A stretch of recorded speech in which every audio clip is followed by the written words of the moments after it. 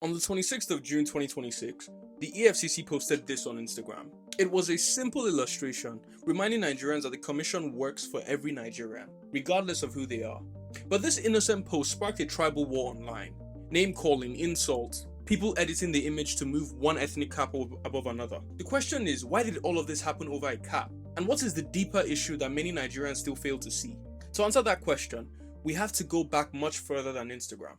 Real quick, if this is your first time here, my name is OJ, and everything on this channel is about becoming a better man, physically, spiritually, and mentally, from a philosophical and Christian point of view. If that resonates with you, please like this video and subscribe. It helps grow our community and tells YouTube to show these videos to more guys like us who are trying to become the best version of ourselves. It also encourages me and the team to keep making these videos. This year, we're trying to hit 1,000 subscribers. I hope you'll be one of them. Now let's get back to the video. First, let's define tribalism. Tribalism is simply the habit of seeing people as us and them. It is when your first instinct isn't to ask what is right. Your first instinct is to ask, is this my own? That's tribalism. And that is why this conversation was never really about a cap. You see, the cap was simply the trigger. The problem is much older. Nigeria itself was never born from one people deciding to become one nation. Before colonial rule, this land was home to dozens of kingdoms, dozens of empires, different societies, the Benin Empire, the Oyo Empire, the Sokoto Caliphate, Kanem Bornu. Many of these societies traded with one another. Some fought wars, some barely interacted at all. Then the British arrived. Rather than building a country around a shared identity, they drew borders around people who had never chosen to become one nation. Over 200 ethnic groups, hundreds of languages, different religions, different political systems, different histories, now forced to become one country. By 1960, we became independent. We inherited a flag, we inherited a constitution, we inherited borders, but we never truly built a shared Nigerian identity. We got a country without ever fully becoming one people, and that missing identity would eventually cost us dearly. Only a few years after independence, Nigeria descended into civil war. There were many causes: political crises, military coups, regional mistrust.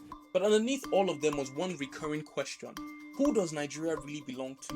The war ended in 1970, the shooting stopped, but the distrust grew. So successive governments attempted to manage this division by zoning through power rotation.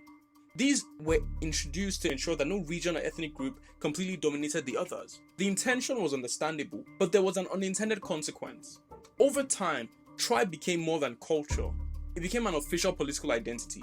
It became something governments had to count, something institutions had to balance. We're now at a point where today tribe influences appointments, it influences political tickets, cabinet positions. In many ways, the Civil War and the EFCC cap controversy are the same problem wearing different clothes. One was fought with bullets, the other with comment section, but both begin with the same question: whose own comes first? I'll tell you a story.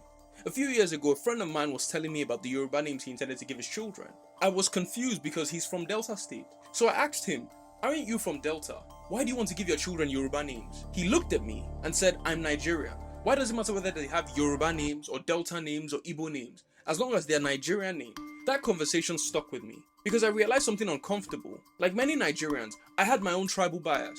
It wasn't hatred, it wasn't intentional. It was simply how I had learned to see the world. And that's the dangerous thing about bias. Most of the time, you don't know it's there. Which brings us back to the EFCC post. The commission's message was simple: every Nigerian deserves to be heard.